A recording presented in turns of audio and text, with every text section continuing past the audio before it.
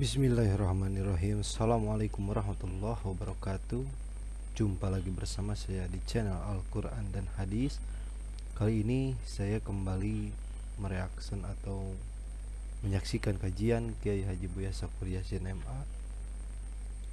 Di kajian kali ini ada seorang ustadz yang bertanya kepada Kiai Haji Buya Sakur Yasin. Apa pertanyaannya? Mari kita simak saja langsung. Gaskeun. Untuk dialog ini yang hadir di sini di studio ini, baik yang di luar atau di dalam, silakan. Sekali lagi ini kesempatan terakhir kita untuk bisa mengkonfirmasi atau juga bertanya kepada Buya Syakur sekitar atau seputar apa yang tadi dikaji atau juga hal lain yang mau dikonfirmasi. Silakan. Kalau ada mohon dibantu untuk rekan operator untuk menyerahkan mic-nya. Silakan. Dari Cengkareng mana? Pak Kiai? Oh nggih, silakan kalau mau ada yang mau disampaikan. Mohon maaf ya, saya lara tadi. Ternyata bukan ustadz tapi kiai. Silakan Pak Kiai. Terima kasih. Assalamualaikum warahmatullahi wabarakatuh. Waalaikumsalam warahmatullahi wabarakatuh. Buya Syakur yang terhormat, juga seluruh jamaah taklim.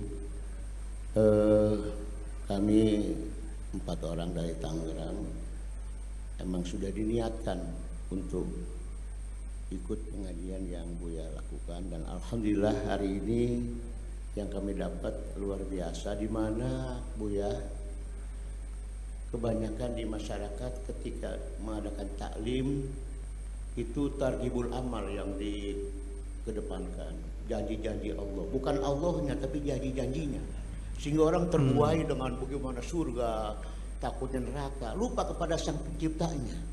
Jadi alhamdulillah pada saat ini kami temukan jawaban, dan kami mohon ikhlas dan ridhonya Buya, apa yang kami terima sebagaimana 2 bulan yang silam, 3 bulan, kami mohon izin kepada Buya untuk meneruskan pesan-pesan ini kepada masyarakat, sehingga barangkali pelurusan hati ini perlu dilakukan, sehingga orang tidak lagi orientasinya hanya ciptaan Allah, tapi sang zat penciptanya yang paling penting.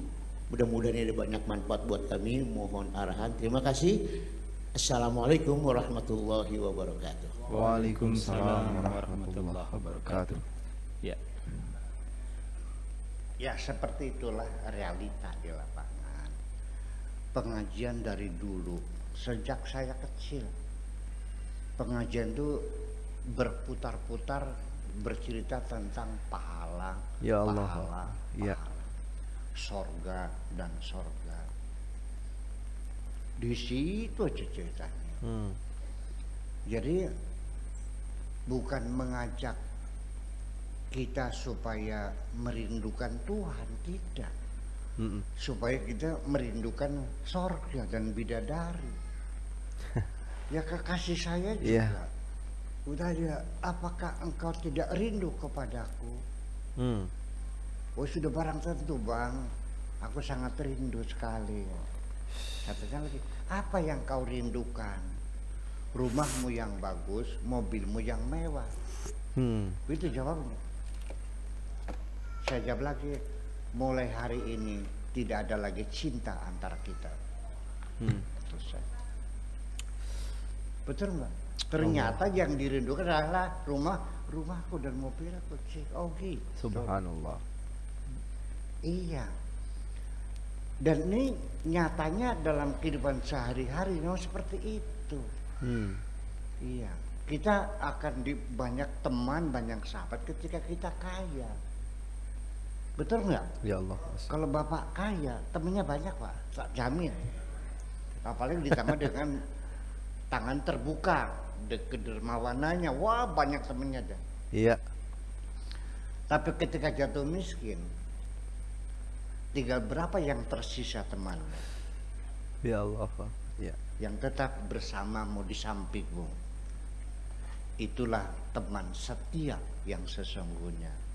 Tolong rawatlah mereka teman setia itu. Ya, Itulah benar. teman yang asli.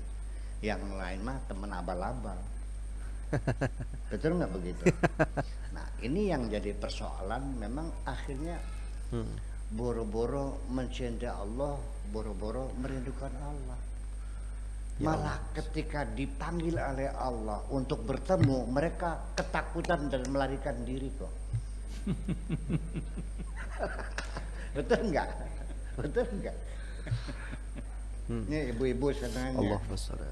Andai kan nanti malam dijanjikan kau ketemu dengan Allah, siap nggak? Ya tapi Buya, anak saya masih kecil, belum kawin. Oh gitu. Rumah juga belum jadi, banyak alasan. Ya benar. Tetapi pada akhirnya tetap engkau tidak bisa mengelak. Aina matakunu yudrikumul mautu. Dimanapun engkau berada, pasti kecekek sama mati itu. Walaupun fi burji musayyad.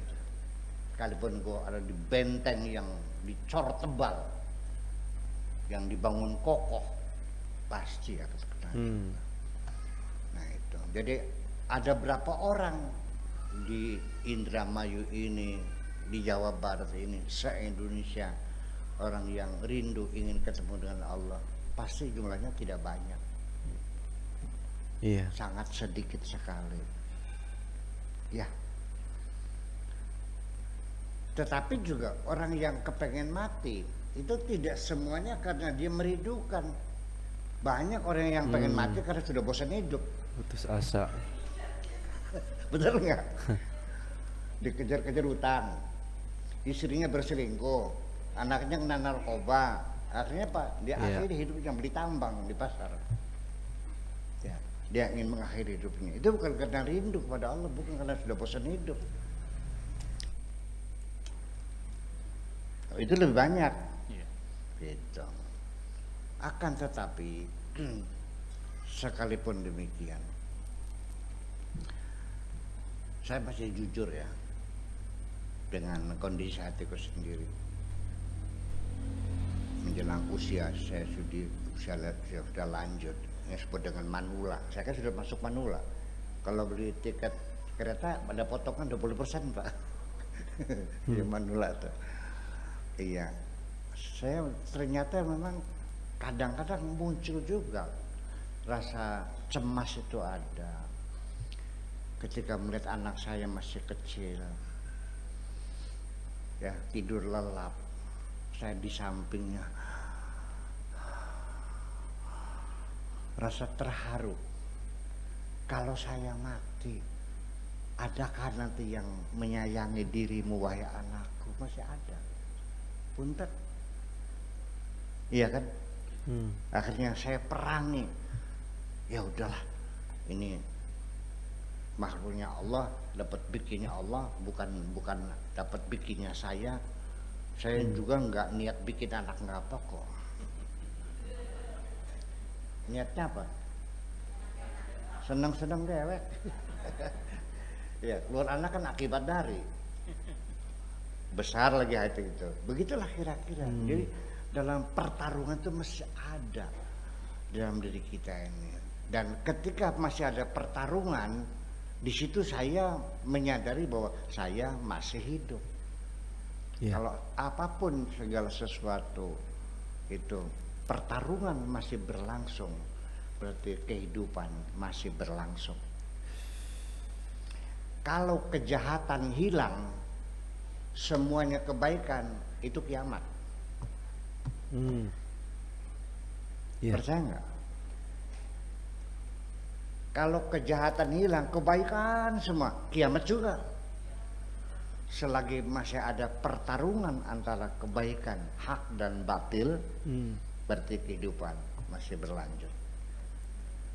Ya, kejahatan mesti ada, kebaikan mesti ada. Sengaja dibuat oleh Allah.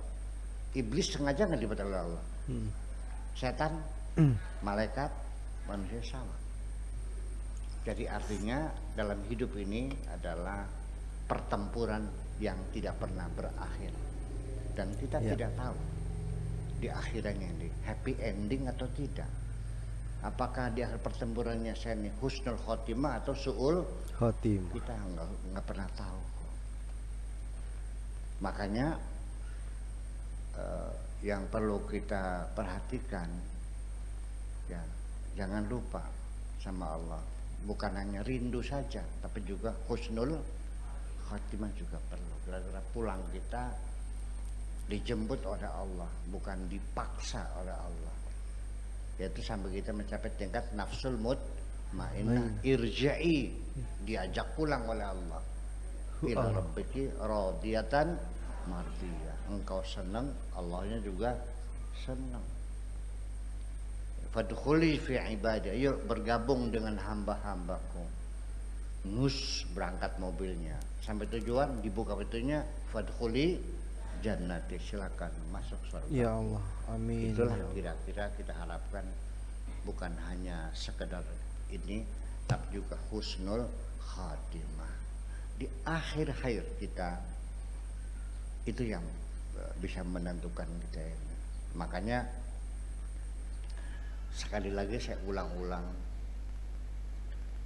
ketika engkau merindukan pulang, boleh, tapi jangan membawa daftar pahala di hadapan Tuhan, menagih janji Allah, mana bidadarinya, mana emas berliannya, mana sungai susunya, enggak usah.